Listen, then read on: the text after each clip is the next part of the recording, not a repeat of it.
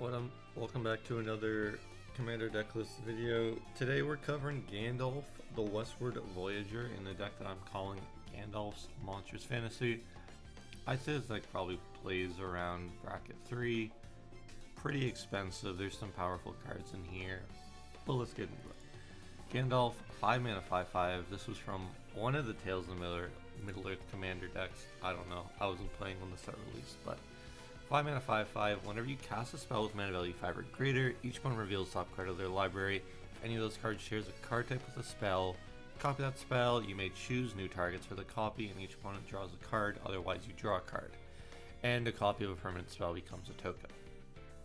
So the deck just wants to play a bunch of CMC 5 or greater spells, get copies of them off of opponents flipping top of the deck, and they get to draw the card, but I mean, I think that's worth it for most of the double ETBs and big cards we're playing.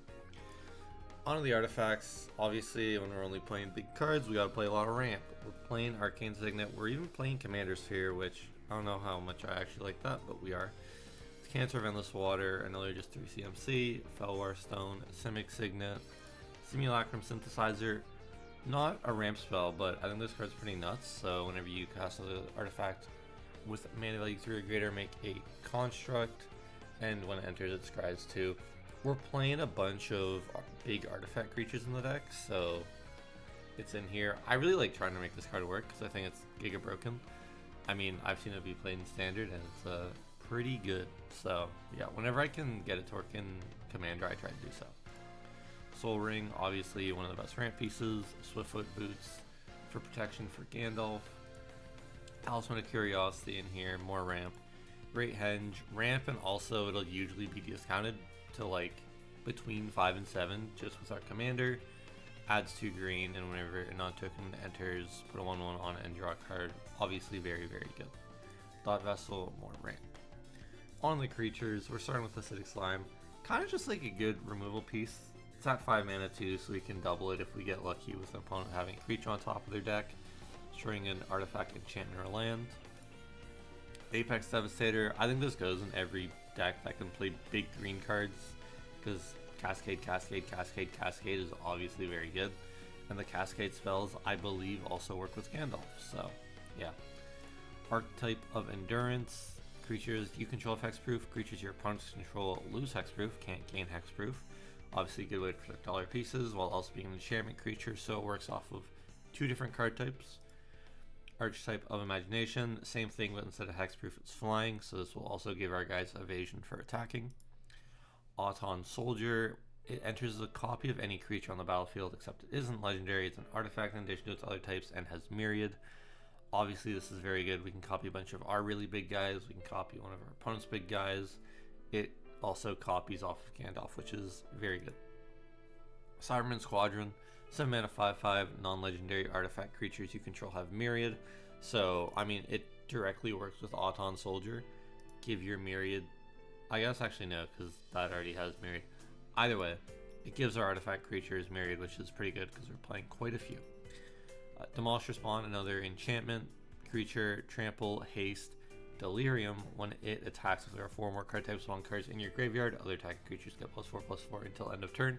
Originally I tried making this more of a delirium deck, but I realized there really weren't that many cards that you could reliably play in the colors that had meaningful purpose. So I mean, delirium cards are still very good in this deck because a lot of our creatures will have 2 colors, and you know, we'll have instant sorceries. We have a few fetches in the deck to put lands in the trash too. So it's in here for that. This will also just pump up our other guys. Ethereum Sculptor in here to reduce the cost of artifact spells, which is good. Foundry Inspector, same thing. Hullbreaker Horde. This card's just like similar to Apex Devastator. This feels like just the big blue card that you put in big blue decks. Can't be countered when you cast a spell. You can bounce non-land permanent to its owner's hand, or return a spell you don't control to its owner's hand. Emoti, 5 mana, 3/1. This is more support piece, so it has Cascade, and spells you cast with CMC 6 or greater have Cascade. So this helps us go even wider. Inkwell Leviathan, an artifact creature, 9 mana, 7/11. Trample, Island Walk Shroud, so it's pretty uninteractable unless there's a board wipe. Cap Cannoneer, obviously very good in an artifact deck. 6 mana 4/4 improvise, so your artifacts can help cast it. Ward 4, and whenever this creature or another artifact you control enters, put a 1/1 counter on this creature. It can't be blocked this turn. Obviously, it can double trigger with Gandalf, or hitting a trigger on an artifact creature, but yeah. Meteor Golem, pretty simple. 7 mana 3/3 enters, destroy a non-land permanent, and if you get lucky, you can destroy 2 instead. Mirror Battlesphere. This one's pretty fun in the deck. When it enters, make 4 1/1 mirrors, and then whenever it attacks, you can tap X untapped mirrors to give Mirror Battlesphere plus X+0 and deal X damage to defending player. So it's a cool way to make like 8 mirrors and make 2 4/4/7s, and when they attack, you can pump up one of them and deal a lot of damage. Nyxbloom Ancient, 7 mana 5/5 trample enchantment creature. If you tap permanent, it produces 3 times that amount. It's kind of ramp, but you can also double it and make, I believe the 3 times doesn't go times 3 times 3. It does but maybe it does. I honestly can't remember. Overlord of the Hauntwoods. This card was in standard for a while. I mean, it still is, but seen less play. So it's 5 mana 6/5 enters, make a tapped land that's every land type. Alternatively, you can just impend it for 3, do the same thing, and then in 4 turns it'll become a creature. So it has the reliability of also being 3 mana ramp if you need it early. Platinum Angel, artifact creature. You can't lose the game, your opponents can't win the game. It's just I don't know. This card is definitely a fall from grace. It used to be a lot scarier than it is now, but yeah. I think this card's fun, especially you get 2 copies on board. You can't just have a single player remove one and be dead. It'd have to be a board wipe. Roaming Throne is in here to double our Gandalf triggers. Obviously this card is shot up in price recently because of some standard elemental decks, but as it enters, choose a creature type. This creature is the chosen type among its other types, and if triggered ability of another creature you control of the chosen type triggers, it triggers an additional time. So we're just double triggering our Gandalf, which is obviously very good. Soul Swallower, 4 mana 3/3 Delirium, or trample and Delirium at the beginning of your upkeep. If there are 4 more cards in your grave, put a 3 1/1 counters on Soul Swallower. This card can get pretty big pretty quickly if you hit Delirium. It's one of those remnants of originally when I was building the Delirium deck. Maybe it's better taking it out now, but yeah. Steel Hellkite, 6 mana 5/5 flying, and pay 2 any amount of times, so you have +1/+0, and then pay X, destroy each non-land permanent with mana value X whose controller was dealt combat damage by this creature this turn. Activate only once each turn. So you can hit somebody, second main, pay a bunch of mana, blow up all their permanents with mana value X or less. Summon Bahamut, enchantment creature, 9/9, and it's one of the new sagas from Final Fantasy. 1 and 2 is destroy 1 non-land permanent, 3 is draw 2, and then 4 is it deals damage equal to the total mana value of other permanents you control to each opponent.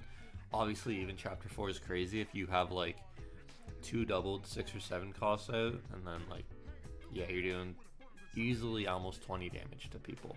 It's also a 9 mana 9/9 flyer, so that's fun. The Walls of Bossing say, this card, I don't know, it's pretty funny, I guess. Is it that crazy in the deck? Also, it's legendary, so doubling it isn't that great. But 8 mana, 0/30, defender, other permanents you control have indestructible. It's just a fun card to put in the deck, so it's in the deck. Thought Monitor, affinity for artifacts flying. When it enters, draw 2. Obviously, this is good if you can get a copy at a reduced cost with the affinity. Draw 4 is very, very strong. Triplicate Titan, 9 mana 9/9 flying vigilance trample. When it dies, you make a 3/3 with flying, 3/3 with vigilance, 3/3 with trample. Pretty simple. Obviously, it's very good when you get 2 copies on board. Wandering Archaic, 5 mana 4/4. Whenever an opponent casts an instant or sorcery, they may pay 2. If they don't, you may copy that spell. You may choose new targets for the copy. It can also be played as a sorcery, which is kind of irrelevant. It's only ever played for this side. Also, a little fun fact, this is an avatar. Gandalf is an avatar, so if you name avatar with your Roaming Throne, you double trigger the Wandering Archaics and can cast 2 instances of spells, I believe. Wormcoil Engine, 6 mana 6/6, Death Touch Lifelink. When it dies, make a 3/3 worm with Death Touch, 3/3 worm with Lifelink. It's kind of like Triplicate Titan, but with better keywords and less guys that it makes. On the enchantments, we got Crop Sigil. Beginning of your upkeep, you may put the top card of your library into your graveyard. And then you can pay 3, sacrifice it, return a creature and up to 1 land from your graveyard to your hand. Activate only if there are 4 more card types, so it's a Delirium card. Yeah, this isn't here. It kind of helps set up Delirium. Milling 1 card every turn, I'm like super fine with. I have a mentality with mill where it's like, oh, if the card gets milled from deck, I would have never seen it anyway. Could have been at the bottom, who knows. Grusk Uprising, obviously very good in the deck full of really big guys. We draw when power 4 or greater enters and they have trample. Monstrous Vortex, similar vein. When you cast a creature spell with power 5 or greater, discover X, where X is the spell's mana value. So similar to Cascade, but a little different. And yeah, just you get to discover a lot. Omniscience, it's a big card. Who doesn't like Omniscience in their big Simic deck? Play Omniscience. And then just play all your big guys from hand for free. What could go wrong? I don't know. Very casual card, but I think it's funny in the deck. On to the instance. Obviously we're in blue, so we got some Signpost counterspells, not if you can't refuse. Arcane Denial. Beast Within, probably one of the best generic removal cards, at least in lower brackets. Counterspells in here. Desynchronize is a 4 mana kind of board wipe. Return each land permanent that's not historic to its owner's hand. So yeah, it'll hit our own enchantment creatures, but that's mainly it. Dig Through Time is a big spell. We can reduce its cost and then maybe get a double trigger with Gandalf, which is fun. Delve, look at top 7, put 2 in your hand, the rest on the bottom. Entis Restoration is 3 mana ramp, and then if you have power 4 or greater on board, you bring 3 basics instead of 2. Negate is basic counterspell. Pongify is pretty good removal. So is Rabid Hybridization. So is Reality Shift. And then Swan Song in here as another counterspell. Very like basic, I think, Simic package where you're just running a lot of counters and a bunch of removal. On to Sorceries. Obviously playing a lot of big guys. We need more ramp. We're playing a bunch of artifacts, but might as well play all the Signpost sorcery ramp cards too. So Cultivate. Curse of Swine is an interesting board wipe. We make enough mana where Curse of Swine is not that like uncastable, and the 2/2 boards aren't usually a threat to us. Farseek is 2 mana ramp. Kodamas Reach is 3 mana double ramp. Nature's Lore is 2 mana ramp. Rampant Growth is 2 mana ramp. Shared Roots is 2 mana ramp. 3 Visits is 2 mana ramp. Ulvenwald is a Delirium, tutor for basic, and then if you have Delirium, instead you can get a creature or land instead, which is nice. And then Treasure Cruise, just another big sorcery that we can potentially copy, delve, draw 3. So this could be like 1 mana draw 6, which would be crazy. Quickly going over the lands, there's nothing that crazy. I mean, we got things like Breeding Pool in here. They're pretty cheap right now, so I've been okay putting them in a deck. Fabled Passage and Misty Rainforest are both in the deck as fetches to help us get like our very few Delirium cards online. We're playing the artifact lands because we do have a few cards that care about artifacts, so might as well just play them. They're not much different from a basic, and we're already running 20 basics in total. But besides that, just like some pretty basic lands. The Verge is in the deck. Yavimaya is in here. I kind of just like this card in most green decks. Yeah, Snarls I'm pretty high on right now if the land base plays enough land types. Yeah. And then on the Maybeboard, these are just kind of cards that I thought about playing, or I want to talk about. Consecrated Sphinx, obviously a very good card. Probably a little too strong for this deck and doesn't hit the same like, oh, I just want to play enchantment creatures and artifact creatures. It feels a little too generic. Although I guess you could say the same thing about like Hullbreaker Horror, so maybe this is probably still worth putting in.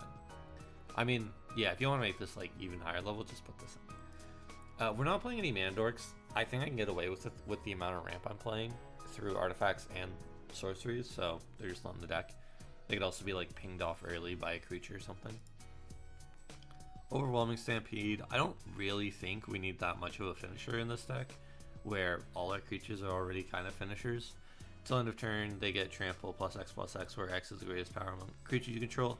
Obviously, it's a very good card if you have a board that's really wide, but once you have that much of a wide board, you probably have already just won the game, so it's a little redundant. Tatyova, if we were playing more like landfall stuff, this would be good.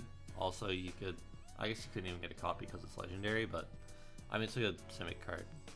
And then Thryx, 5 mana, 4/5 spells with command value 5 or greater, costs 1 less, and can't be countered. This card's interesting, but like, I don't know. If someone's just spite counterspelling all your cards every turn, then like, congrats, they're already just giving the game to somebody else, so I don't really think this card is worth playing. Maybe it is, maybe it depends on your card, it's worth playing, but yeah. But yeah, that's the deck. Thank you very much for watching. Next week, I'll be back with the monthly deck list. I've been brewing something for that. Been looking at some previous decks. But until then, bye-bye.